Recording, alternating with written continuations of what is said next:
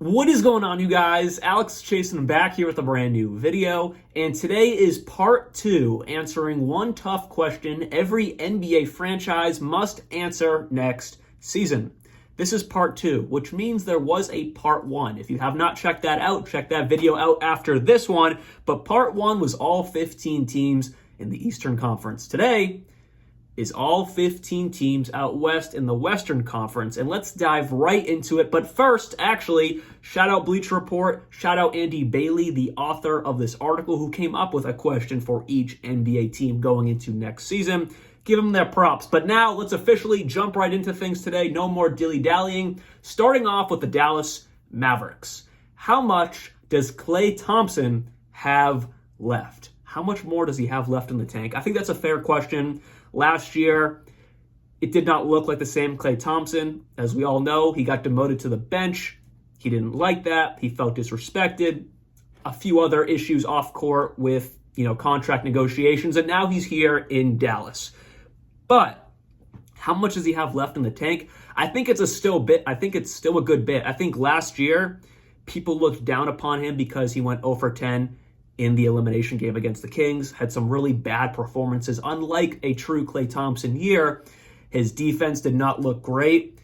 But for what I believe his biggest role will be in Dallas, sit in the corner and make threes while Luka and Kyrie really do all the work, drive and kick, action like that. I think Klay Thompson, or I'm actually pretty confident Klay Thompson will be just fine. Because people don't talk about this because they're like, oh, Klay Thompson had a down shooting year. A down shooting year for Klay Thompson was still almost 39% from three. And you know what the league average is? The league average is around 36% from three. He still shot well above league average from three. It just wasn't, 40% or higher like we are used to seeing a normal Klay Thompson year. So my point is, statistically, he still shot the ball well, but the eye test, he definitely had a regression or just down year for Klay Thompson. But I think for what his role will be in Dallas, like I just said, I think he'll be just fine, and I think he honestly will prove some people wrong. Next up, the Denver Nuggets. Are the youngsters ready? And I like this question because I don't know. They lost Bruce Brown last offseason, and this offseason they lost KCP. 2 back-to-back years, losing 2 key role players to their championship core. That's not good. And on top of that, they are now relying on, and I think they're buying into this, relying on young guys of this team. Christian Brown, Peyton Watson, Julian Strawther. They are relying on them to become really good role players. Now, I will say, Christian Brown, out of the 3 guys I just mentioned, I think has already proved to be a good complementary piece alongside this Nuggets core. But still, those are going to be your 3 of your top 4 or 5 guys coming off the bench next season, most likely. I did hear in a Summer League interview with Mike Malone that they are looking for a backup guard.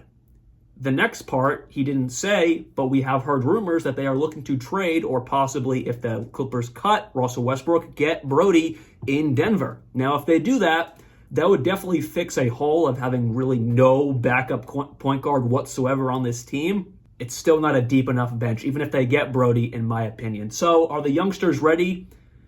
I think 1 out of the 3 are ready, that being Christian Brown, Peyton Watson, and Strawther. I haven't seen enough. Next up is the Golden State Warriors. Is it over? When I read this question, I'm hearing, is it over as can Steph Curry win another championship before he retires? Probably. A lot of teams in the West are getting better. A lot of the teams in the East are getting better, or at least, staying really competitive. It might be over for Stephen Curry's reign to win a championship. But with that said, I believe Mike Dunleavy, Steve Kerr, and Stephen Curry all have the same vision in mind. Try to compete still for championships while Curry is still playing amazing top 12, 10-player basketball still. And we're seeing that with the rumors of Lauri Markkanen. Maybe Zach LaVine could be someone on their radar. There's been no concrete rumors on that, but in my opinion, I think Zach LaVine would be a solid role player alongside Curry. Not defensively, but just adding another scorer to that team. We saw the moves for Buddy Hield, adding a great three-point shooter, not replacing Klay Thompson, but replacing his three-point specialist role.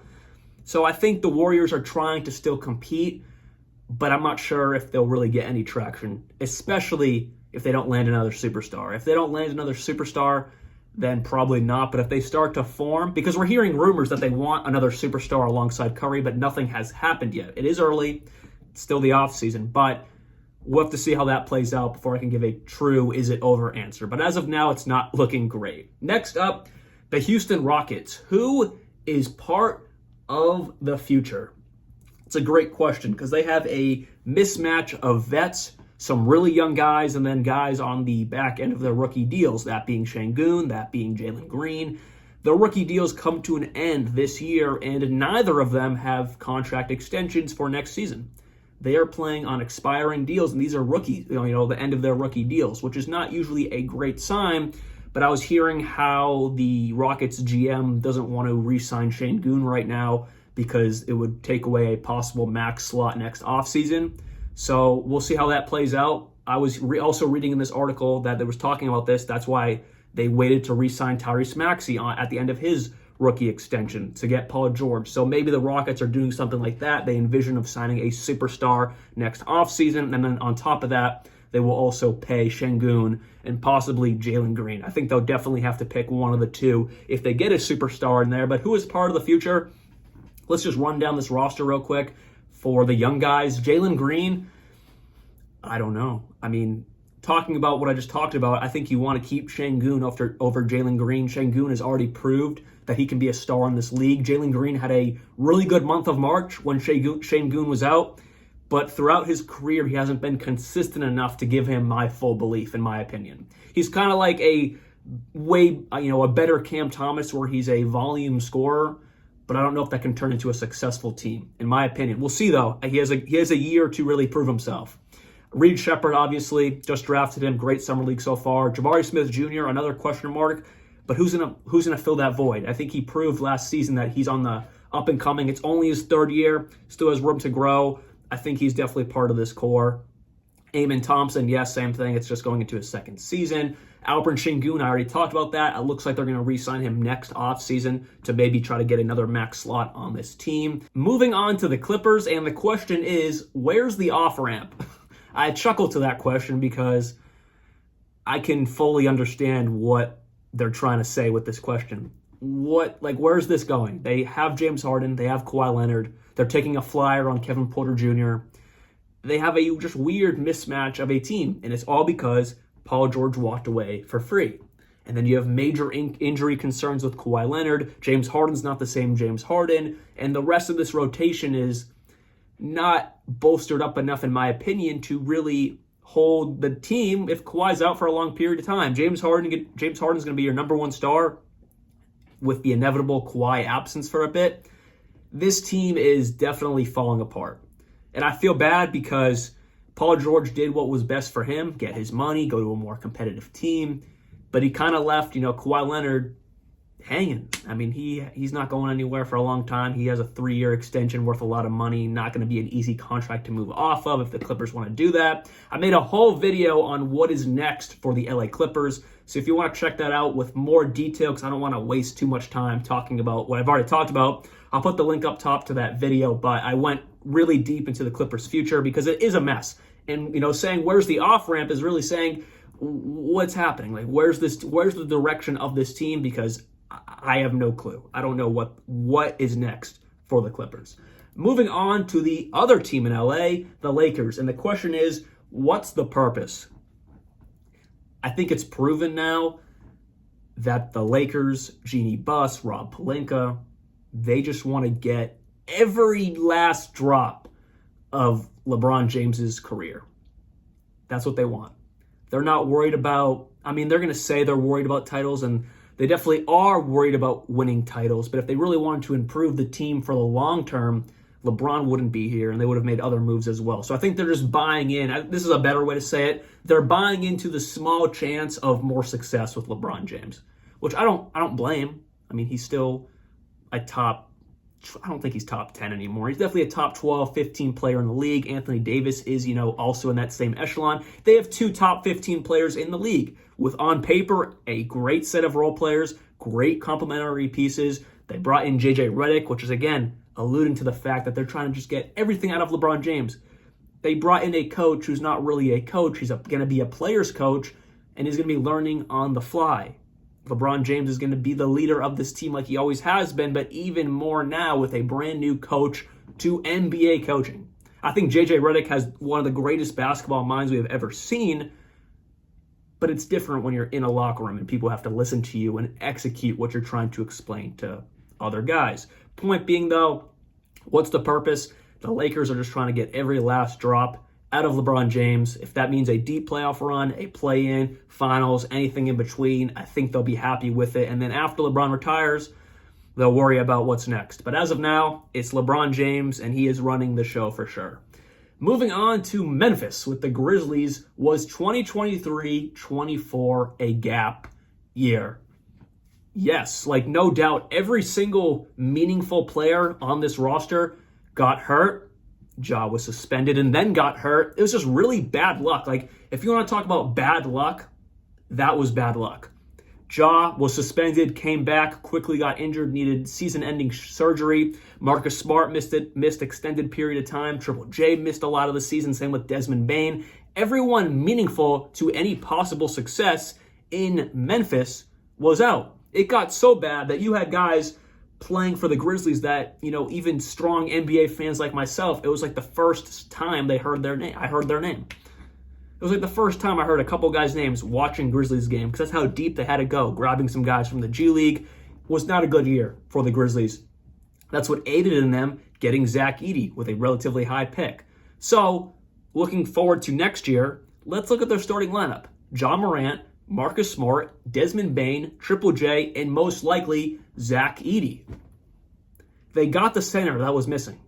They missed out on a good center all last year, and they brought one in. Now, he's a rookie, but I think he's big enough, and the game he plays can translate to the NBA. He's not going to be a star. He's not going to be a superstar, but they don't need that. They have their two stars. Ja, Triple J, Desmond Bane could even be put into that. They have their three stars, with their superstar, of course, being Ja.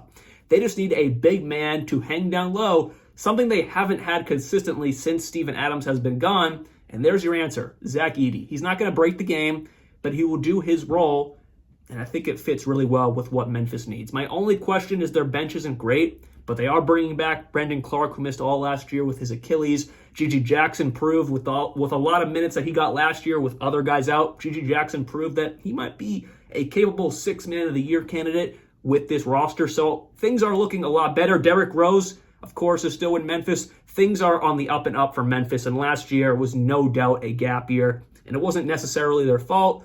Just a lot of injuries and a lot of bad luck.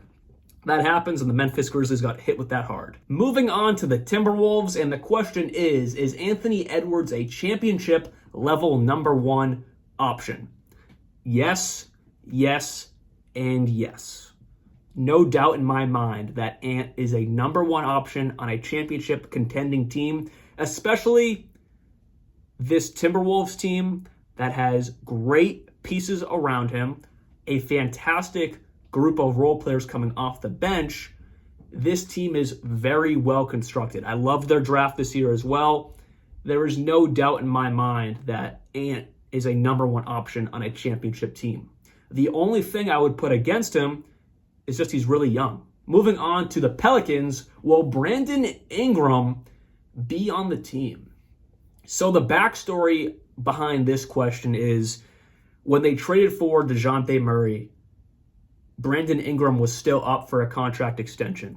And of course, if they give BI a max contract extension while also having DeJounte Murray, whose contract extension kicks in next season, I think it's either this season or next season, very soon, they're going to be well into that second tax apron. A lot of money will be allocated to this team. You still have Zion. You still have CJ. It's just a lot of money when you're also going to have to pay these guys again.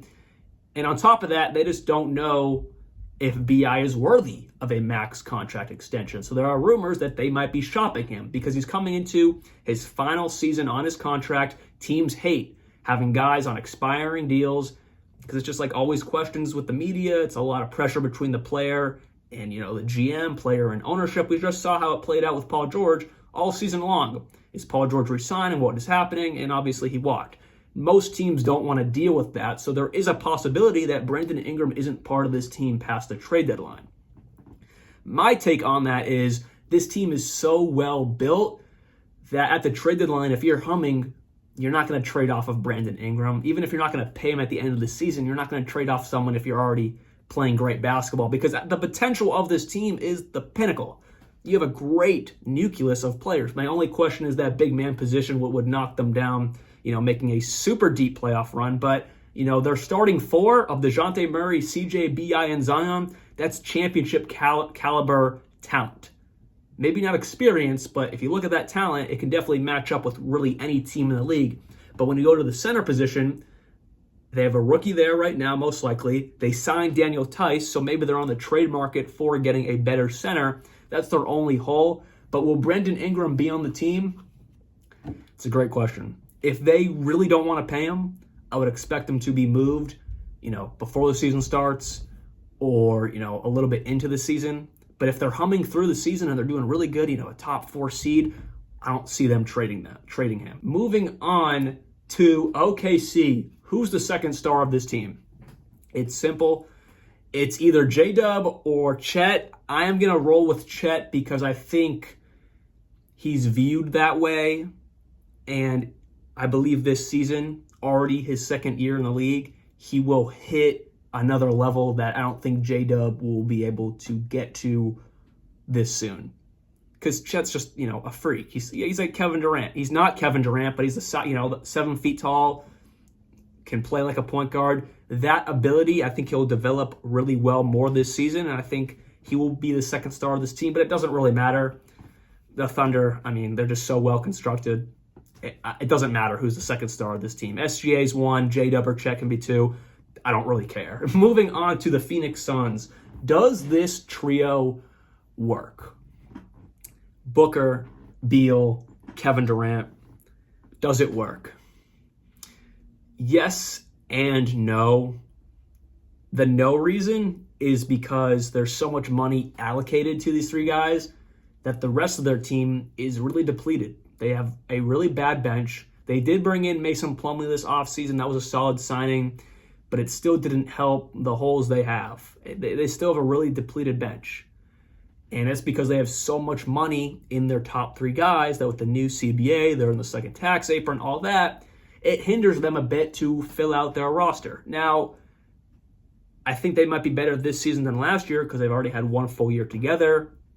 They brought in, again, a couple solid guys this offseason, Mason Plumlee, Monte Morris, I forget if I mentioned him already. Good complementary pieces, but still at the end of the day, it just won't match with a lot of these other teams in the league. The positive is you do have Kevin Durant. You do have Bradley Beal. You do have Devin Booker. 3 stars, and 2 of them are superstars in Booker and Durant.